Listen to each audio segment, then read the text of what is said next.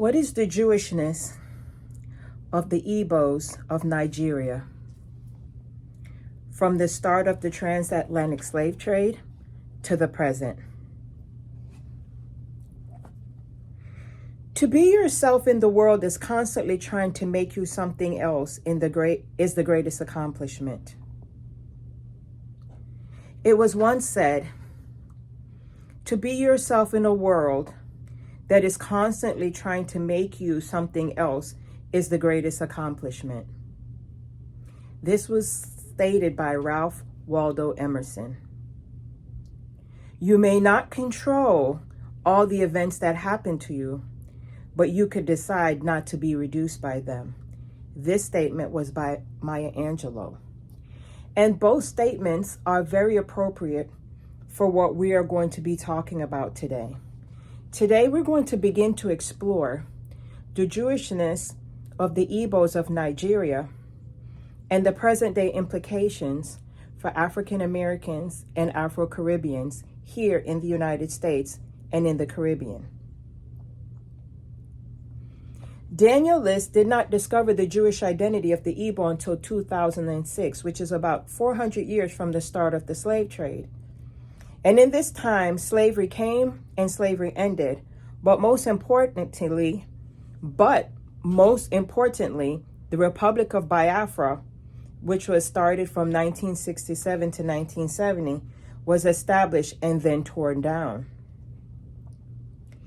Igbo was a term used to define a group of individuals from Biafra, which is the former Republic of Nigeria. Igbo was originally used as a derogatory term to reference slaves hailing from West Africa, predominantly Nigeria. The Bight of Biafra produced the bulk of slaves during the 18th century and was one of the steadiest and most reliant slave ports. In the 18th century, about 1.7 million slaves worldwide came from this Bight of Biafra. This represented about 14 to 15% of the slaves that were traded during the slave trade. And of the 14 to 15% of them that were transported to North America, some were taken to the West Indies as well. As they were taken from the Bight of Biafra, some of them ended up in Virginia, some of them ended in Maryland, some came through Jamaica, Trinidad, the Carolinas, the Virgin Islands, and Sierra Leone. But it is believed that most of them that came to the West came through Jamaica and were eventually taken to other parts of the Caribbean and the Americas.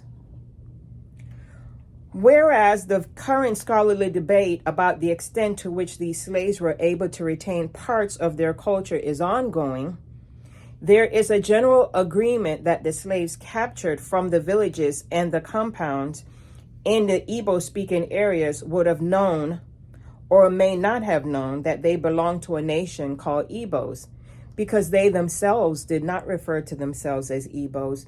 It was a derogatory name given to them. Despite this, we will begin to explore in this series, not today, but in the coming weeks, the evidence by historians and missionaries who visited these people in their native land of Nigeria, or at that time, the Bight of Biafra, and they will see and explore evidence of the Jewishness among these people. Among the evidence of Jewishness, they will discover circumcision. And in Genesis 17, 10 through 14, it states, "And you shall circumcise the flesh of your foreskin, and it shall be a token of a covenant betwixt me and you.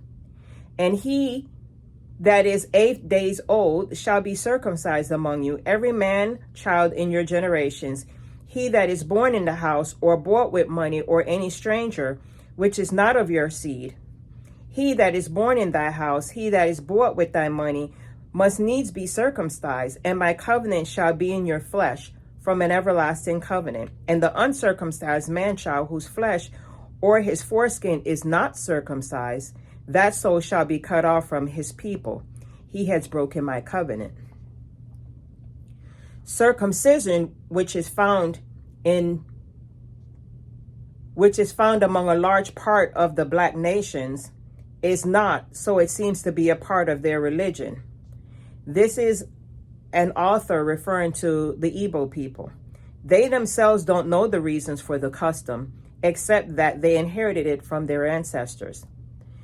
The time for circumcision varies greatly. In some nations, it's done 2 days after birth. With others, it is done on the 8th day. Among the Igbos, it was done on the 8th day. Those who were not circumcised were treated with disdain and were not permitted to marry.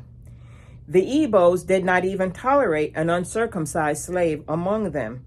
Only when he is circumcised is he seen as an equal fellow human being.